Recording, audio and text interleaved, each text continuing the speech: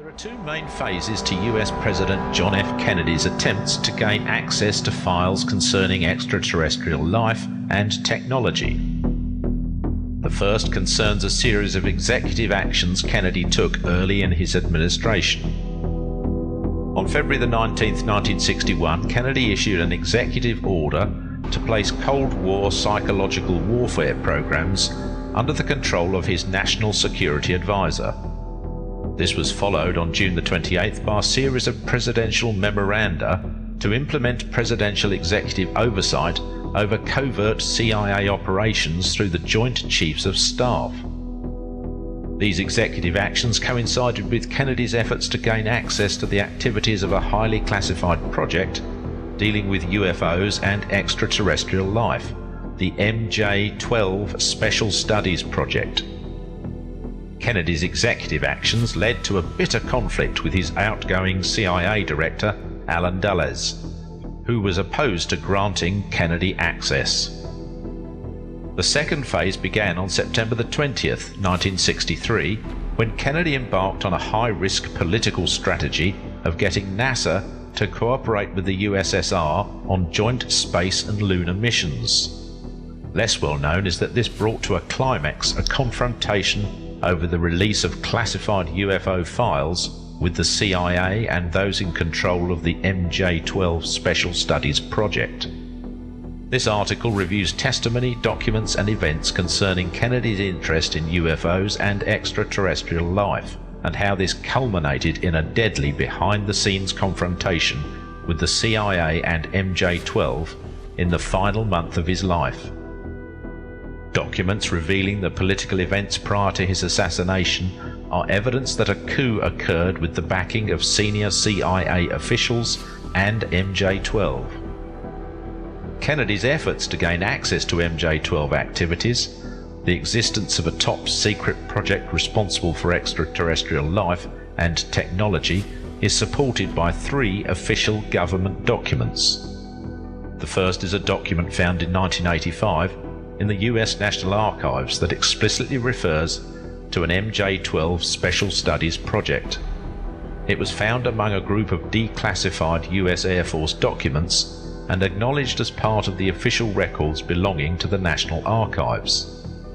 The document, dated July the 14th, 1954, is a memorandum sent by President Eisenhower's National Security Advisor, Robert Cutler, to the US Air Force Chief of Staff, General Nathan Twining, to schedule a meeting for the MJ-12 Special Studies Project briefing. The Cutler-Twining Memorandum is among the most authoritative documentary sources so far for the existence of an MJ-12 Special Studies Project.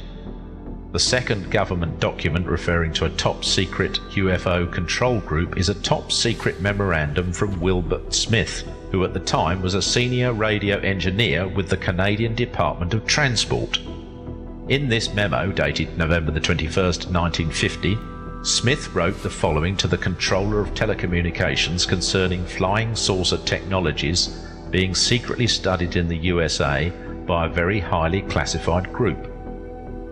A. The matter is the most highly classified subject in the United States government, rating higher even than the H-bomb. B. Flying saucers exist. C. Their modus operandi is unknown, but concentrated effort is being made by a small group. The entire matter is considered by the United States authorities to be of tremendous significance. The Smith Memorandum confirms that in 1950 a small group headed by Dr. Vannevar Bush was secretly studying the technologies associated with the UFO issue. Dr. Bush had earlier headed the Office of Scientific Research and Development in 1941 to 1947 and the Joint Military Services Research and Development Board, RDB. At the time of Smith's memo, Dr. Bush was on the Oversight Committee of the RDB and a leading scientific advisor to President Truman. Bush's role is significant in light of another leaked document, the Truman Memorandum, to be discussed shortly. The third document involves three 1952 top-secret memorandums from the Joint Chiefs of Staff titled Joint Logistic Plan for Majestic. The memos declassified in 1976 state the following plans in support of Majestic are now under preparation. A psychological warfare plan. B, an unconventional warfare plan. C, cover and deception plans. D, a civil affairs military government plan. E, a command plan. F, a logistic plan. G, transportation guidance to be included in the logistic plan. H, a map and chart plan. I, a communications plan.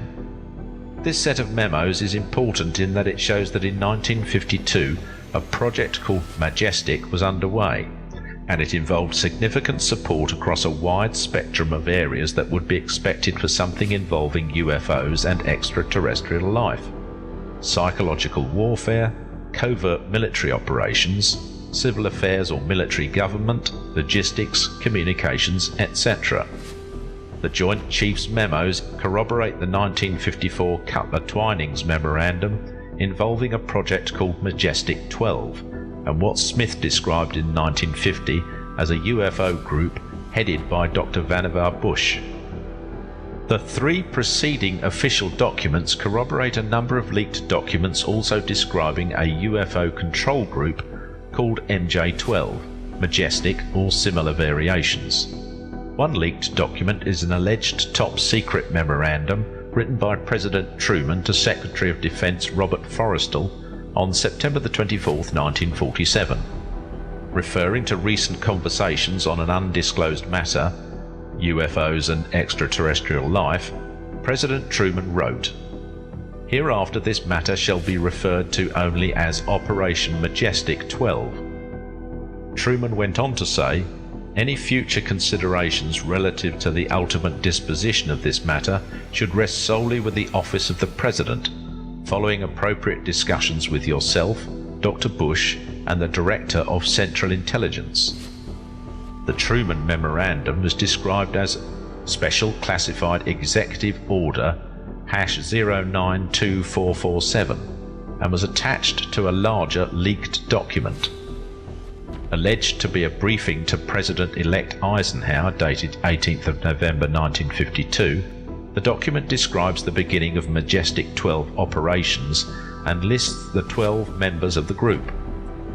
Taken collectively, the Cutler-Twining memo, the Smith memo, the Joint Chiefs of Staff memos, the Truman memo, and the Eisenhower briefing document conclusively show the existence of a top-secret military scientific group, at the time called Majestic 12 or some variation, responsible for dealing with extraterrestrial life and technology. These documents reveal that MJ-12 operated in a clandestine manner, was given enormous logistical support by the Pentagon, was closely associated with CIA covert operations, and escaped direct presidential oversight. Kennedy's attempts to control MJ-12. When President Kennedy came to office in 1961, he became aware of the existence of MJ-12 and its relationship to information concerning UFOs and extraterrestrial life. He decided to find out more about its covert activities and re-establish presidential executive authority over it. On June 28, 1961, President Kennedy wrote the following to Alan Dulles, Director of Central Intelligence, DCI. National Security Memorandum 2, the Director, Central Intelligence Agency, subject, Review of MJ-12 intelligence operations as they relate to Cold War psychological warfare plans. I would like a brief summary from you at your earliest convenience. This leaked National Security Memorandum, NSM, clearly shows that in June 1961, Kennedy wanted to learn about MJ-12 activities and the relationship with psychological warfare. While the leaked June memorandum has not been acknowledged by the CIA, it was classified top secret, other documents from the period support its authenticity. Early in his administration, President Kennedy showed that he desired to restructure the National Security Council and bring all intelligence and psychological warfare activities under direct executive control. On February 18, 1961, President Kennedy issued Executive Order 10920, which abolished the Operations Coordinating Board. The board was the primary interagency organization responsible for Cold War psychological warfare activities. Its responsibilities were handed over to Kennedy's National Security Advisor, McGeorge Bundy, and the Department of State. President Kennedy's EO 10920 shows that he desired to gain control over all intelligence activities related to psychological warfare. Abolishing the Operations Coordinating Board shows that he was willing to dismantle any government entity in order to bring its psychological warfare operations under the direct control of his national security team. EO 10920 helped substantiate his later June 28, 1961 National Security Memorandum concerning a review of MJ-12 activities that Kennedy had learned involved psychological warfare. The authenticity of the June 28, 1961 memorandum is also supported by a declassified set of 3 National Security Action Memorandums, NSAMs, issued on the same day to the Joint Chiefs of Staff and also forwarded to Dulles. NSAMs 55 to 57 placed Cold War operations firmly under the control of the Joint Chiefs. According to Colonel Fletcher Prouty, they were Kennedy's main means of gaining control over CIA covert operations. The 3 June 28th NSAMs support the content of Kennedy's NSM to the Director of Central Intelligence, issued the same day, which involved Cold War operations by MJ-12. As I will show later through a leaked burned document, the 3 NSAMs explained why the Joint Chiefs were excluded from the most classified UFO information by MJ-12. Finally, I referred earlier to 3 1952 top-secret memos titled Joint Logistic Plan for Majestic from the Joint Chiefs of Staff. Prominent among the various plans in support of Majestic was a psychological warfare plan. Once again, this shows the relationship between MJ-12, Majestic, operations, and psychological warfare. Kennedy therefore had good reason to issue his June 28, 1961 memorandum to Dulles, asking him for a review of MJ-12 psychological warfare operations. Dulles' response to Kennedy's June 28 NSM was an alleged top-secret letter dated the 5th of November 1961. Dulles' letter gives an overview of the MJ-12 activities with regard to psychological activities. It describes UFOs as part of Soviet propaganda designed to spread distrust of the government. In the letter, Dulles acknowledges that while it is possible that true UFO cases are of non-terrestrial origin, these do not constitute a physical threat to national defense. Most significantly, he wrote, "For reasons of security, I cannot divulge pertinent data on some of the more sensitive aspects of MJ-12 activities." If genuine, Dulles' letter was giving President Kennedy only minimal information in response to his June 28, 1961 request for a brief summary of MJ-12 activities. Up until his resignation as DCI on November 29, 1961, Dulles was the pivotal figure in the power struggle with Kennedy over MJ-12 activities and control of classified UFO files.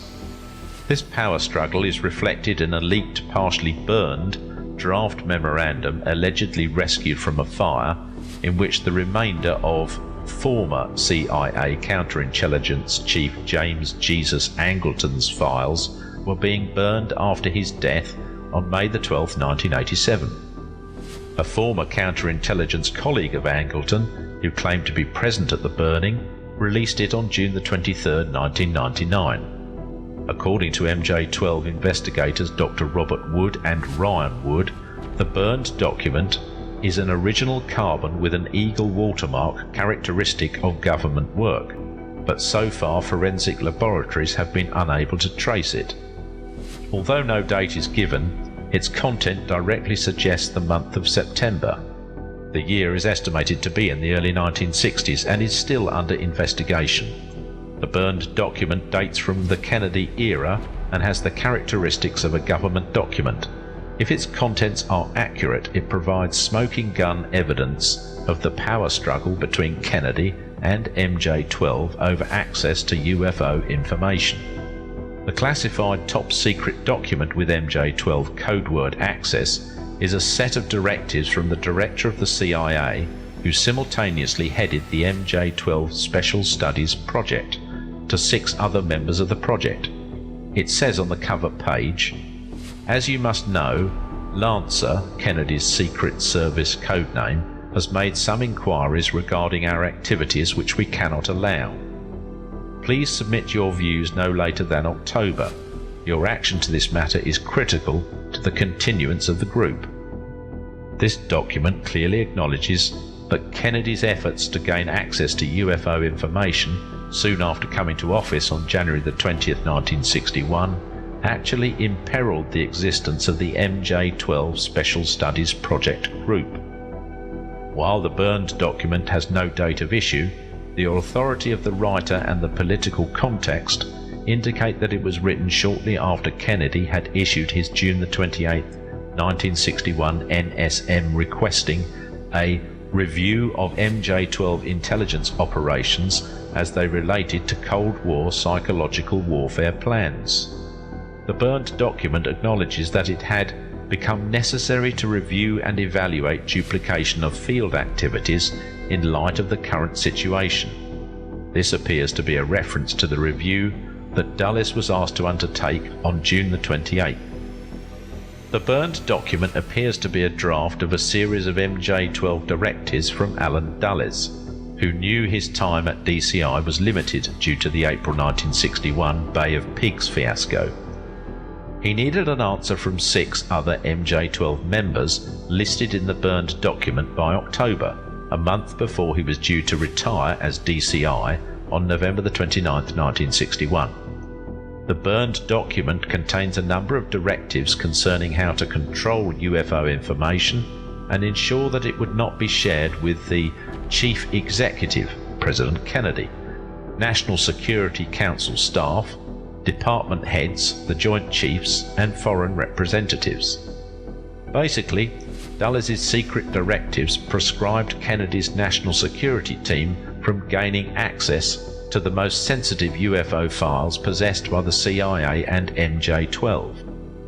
While the response of other MJ-12 members is not found in leaked documents, Dulles' 5th of November 1961 letter to Kennedy indicates that his secret draft of MJ-12 directives was approved. Dulles' letter firmly suggests that MJ-12 decided not to cooperate with Kennedy. Thus, Kennedy's efforts to incorporate MJ-12 psychological warfare activities under the direct control of his national security advisor were dismissed. So, while Dulles and MJ-12 frustrated Kennedy's efforts to gain access to classified UFO files in late 1961, less than 2 years later, Kennedy embarked on a course of action that would renew his conflict with MJ-12 and bring it to a devastating climax.